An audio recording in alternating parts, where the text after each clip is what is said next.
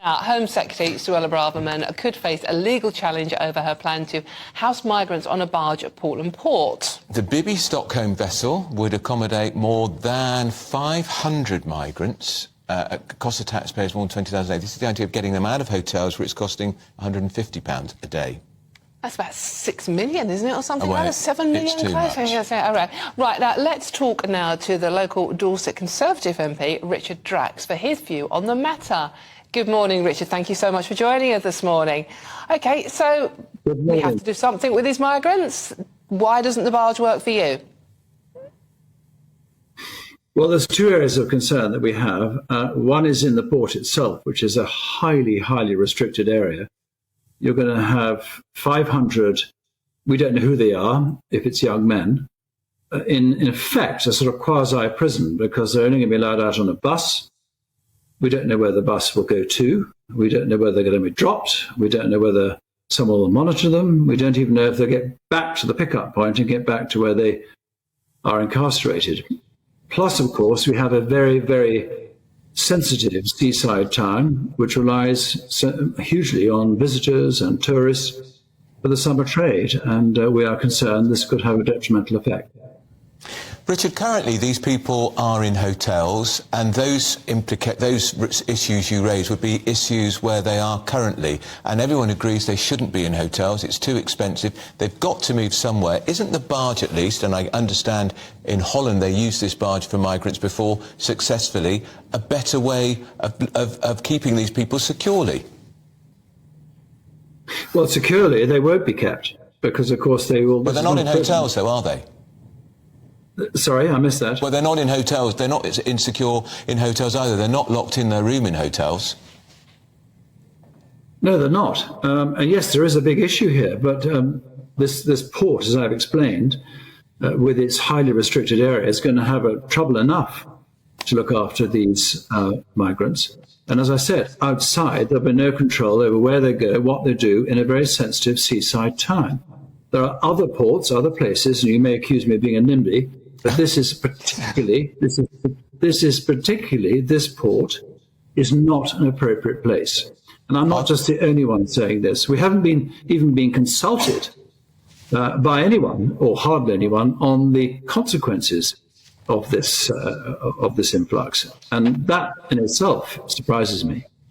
Richard, all we're hearing is not here, not right for here, you can't do this, it's wrong, etc., etc. So I'm sorry, it is a bit of NIMBYism going on here.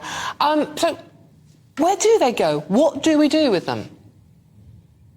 Well, the solution is simple, although, of course, it hasn't been done. Proper reception centres have to be built, and they haven't been.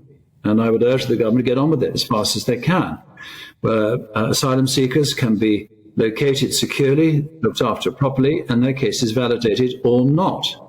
To distribute them around ships and barges all around the country in the short term, I understand there is a solution.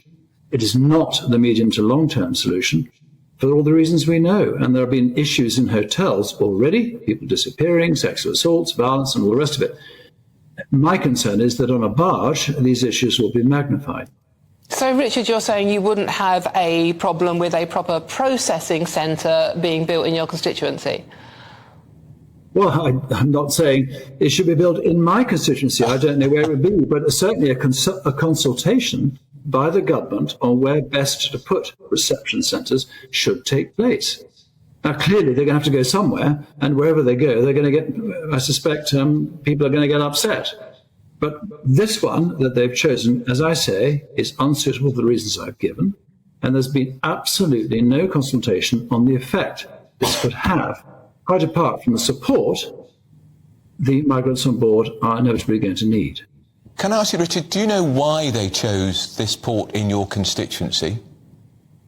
I guess because it's a private one, because it bypasses planning consent. And the fact all the negotiations have been in private so far between the port and the Home Office negates the need to talk to Dorset Council, the health, the police. Me, would be nice to know what's going on, rather than being told by people like you what is happening. That would, I thought, be the more courteous way and the more sensible way forward, but that's not how it's been done.